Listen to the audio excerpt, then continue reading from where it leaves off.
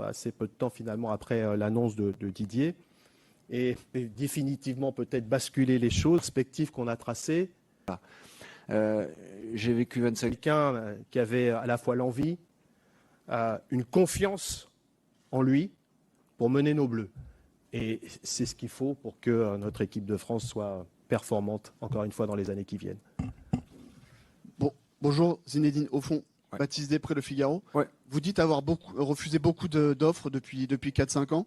Est-ce que ce 28 juillet 2026 est le plus beau jour de votre vie d'entraîneur? Ouais. Et deuxième petite question. Allez-y. Ouais, non, allez-y. La deuxième question, j'en prie. quel sera le style Zidane en équipe de France? Ah ben, le style, vous allez le voir bientôt. Enfin, je pense qu'on aura un point presse, ou une conférence de presse pour au mois de septembre, et j'expliquerai un petit peu. Je pense que là, on a juste le temps de présenter aujourd'hui cette nomination, et puis on aura le temps de parler de tout ça. Mais bon, ce que je peux vous dire, c'est que je suis animé par le jeu. Enfin, j'ai été un numéro 10. Moi, ce qui m'anime, c'est d'aller marquer des buts. Bien sûr, il faut un équilibre d'équipe, c'est forcément, ça c'est plus important, mais ce qui m'anime, c'est le jeu. Voilà. J'ai vécu 25 ans en Espagne, donc vous savez ce que ça veut dire. Donc voilà, j'ai commencé par la France, et j'étais, comme je vous ai dit, je suis un numéro 10, et donc moi sur le terrain, j'étais un leader de terrain, et aujourd'hui, je vais devenir leader par mon expérience, par ce que j'ai fait, parce que je crois être maintenant comme entraîneur. Donc voilà, mais vous allez voir ça tranquillement. On va se revoir rapidement. Et bien parce que c'est ce que je voulais faire. C'est-à-dire que une fois que vous avez goûté à l'équipe de France, moi je l'ai connu minime. J'ai fait toutes les catégories. Je suis arrivé à l'équipe A. D'ailleurs, à l'équipe A pour gagner en France à 98, c'est la plus belle chose qui me soit arrivée dans ma vie. C'est de gagner avec les copains de 98, grâce à Aimé et son staff, toutes ces personnes qui ont œuvré à ce qu'on puisse gagner cette Coupe du Monde chez nous en France. Donc voilà, aujourd'hui, j'ai passé ces 4-5 années à attendre ce jour-là. Voilà. Et là, ça devient réalité, donc forcément, je suis un peu ému, mais vous ne pouvez pas le voir. Hein, je suis tout excité, quoi. C'est quelque chose de fort pour moi aujourd'hui. Donc voilà, et en même temps, il se passe des choses qui sont compliquées pour beaucoup de gens. Donc voilà, mais je suis heureux de cette nomination.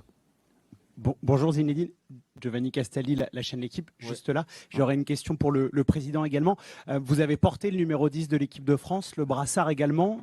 Celui actuellement qui a le brassard et le numéro 10, c'est Kylian Mbappé. Est-ce que vous avez déjà pu échanger avec lui? Est-ce qu'il va rester votre capitaine ou non? Et question pour le président, vous avez longuement évoqué Didier Deschamps. Est-ce qu'il y a un hommage qui sera prévu à la rentrée pour l'ancien sélectionneur de l'équipe de France ou non? Merci beaucoup. Ouais. Ben, on n'a pas échangé avec Kylian. Je pense que le plus important pour lui, c'est de se reposer, de profiter justement de ces moments de repos qu'il a eu et bien mérité après cette saison et puis après la Coupe du Monde. Et on aura l'occasion de parler de tout ça avec lui et tous les joueurs bientôt au mois de septembre. J'avais proposé effectivement à Didier de venir juste après la Coupe du Monde ici à la Fédération. Ça n'a pas pu se faire.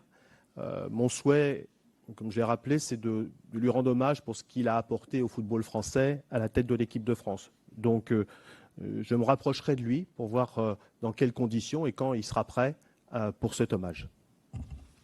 Bonjour Zinedine, Damien Dogor, L'Équipe. Ouais. J'ai une question aussi pour vous, M. Diallo.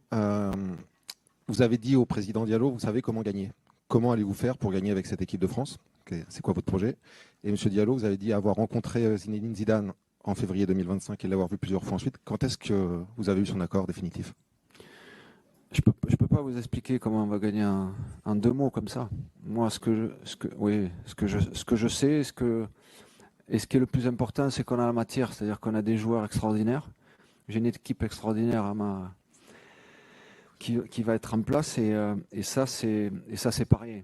Donc après, là il faut que j'atterrisse, il faut que je vois les joueurs, il faut que je leur explique ce qu'est mon projet de jeu, ce que l'on va faire ensemble. Et après, ça sera à moi, en tant que leader, comme entraîneur, de mener cette équipe à continuer à gagner, parce que justement ce qui a été fait jusqu'à maintenant par Dédé, c'était de grandes choses, et donc je vais essayer de continuer à faire gagner cette équipe. Bon, je l'ai dit, on s'est vu la première fois en février 2025, en tête-à-tête. Et j'ai envie de dire, spontanément, je pense que les choses le fluide est bien passé.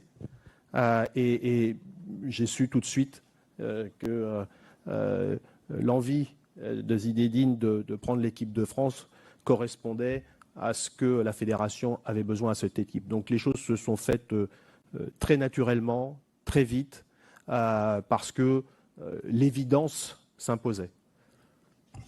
Zinedine, bonjour. Ici Bonjour. François Pinet, RMC. Comment se sont passés ces 4-5 ans, votre rapport au football pendant ces années-là? On vous a vu évidemment dans les stades, mais est-ce que vous regardiez par exemple l'équipe de France comme un supporter ou déjà comme avec une réflexion derrière pour travailler avec cette équipe dans le futur? J'ai toujours regardé cette équipe de France comme un supporter, mais aussi comme un futur entraîneur. Je ne vais pas vous le cacher, de toute façon, je l'ai dit, je l'ai toujours dit. Et je n'ai pas continué, en tous les cas, je n'ai pas pris un club pour ça. Mais chacun peut penser ce qu'il veut, hein, et il n'y a pas de souci. Mais en tous les cas, je me suis dit que la seule chose que je voulais faire après Madrid, c'est entraîner l'équipe de France. Et je m'y suis tenu. C'est-à-dire que j'avais des opportunités, je pouvais très bien avoir un projet, suivre un projet pendant 2-3 ans. Je savais que Dédé était là, en place, de toute façon, et ça pouvait durer. Une fois qu'il a pris sa décision, de toute façon, et je crois que c'était en janvier 2025, dès le lendemain, de toute façon, j'étais animé de pouvoir dire et l'envie de pouvoir être le suivant après Dédé. Et c'est ce qu'on a fait avec le président, on s'est rencontrés au mois de février. Et voilà. Et l'accord a été